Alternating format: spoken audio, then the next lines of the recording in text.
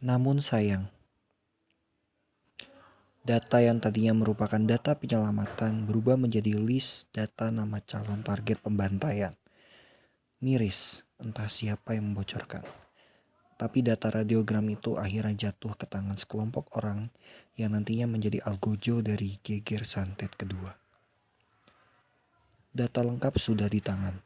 Data ini valid karena beberapa data adalah hasil dari pengakuan sang dukun kepada petugas camat masing-masing di daerah itu.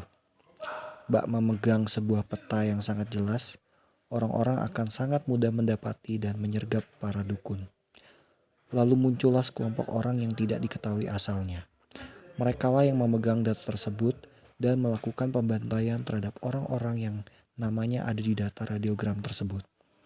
Kelompok ini digelari masyarakat dengan gerakan anti tenung atau biasa disingkat gantung.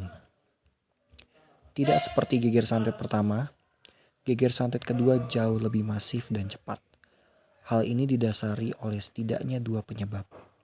Pertama, pemerintahan sedang melemah. Jika dahulu Soeharto dengan kebijakan dan kecepatan tindakannya dapat menahan warga, di Oktober 1998 Orde Baru telah runtuh dan pemerintahan pusat sedang mengalami masa recovery. Kedua, data yang bocor memudahkan bagi para gantung untuk melancarkan aksinya. Mereka tidak perlu lagi mencari lagi siapa dan di mana mereka punya data nama dan alamat dukun tersebut. Jangan bayangkan orang-orang gantung, jumlahnya sedikit dan diam-diam dalam melaksanakan tugasnya. Tidak, jumlahnya banyak dan bahkan dalam satu kali pembantaian, anggota gantung datang dengan menaiki truk.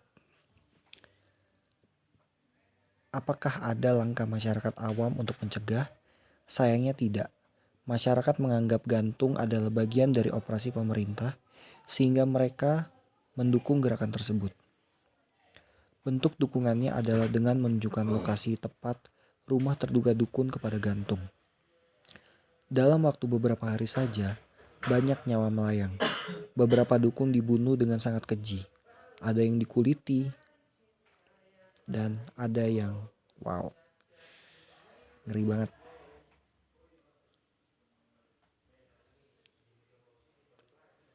Dalam waktu beberapa hari saja, banyak nyawa melayang.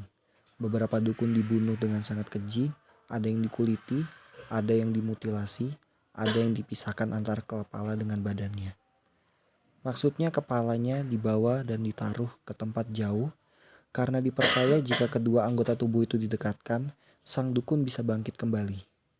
Gantung sepertinya masih memiliki kekhawatiran akan kemampuan magis dari para sasaran mereka. Di awal pemerintahan pusat saat itu cenderung diam. Dengan hal ini, diamnya pemerintahan pusat dibaca sebagian orang sebagai bentuk dukungan bagi gerakan ini sebagai gerakan yang sah. Era Orba ada banyak gerakan-gerakan operasi tersembunyi yang memang ditugaskan oleh pusat ke daerah-daerah. Masyarakat mengira gantung adalah salah satunya. Akhirnya pembunuhan makin menyebar. Hampir setiap hari ditemukan mayat baru yang diduga dukun, utuh atau hanya sebagian tubuhnya saja. Hingga akhirnya pemerintah mendengar desas-desus bahwa gantung diduga adalah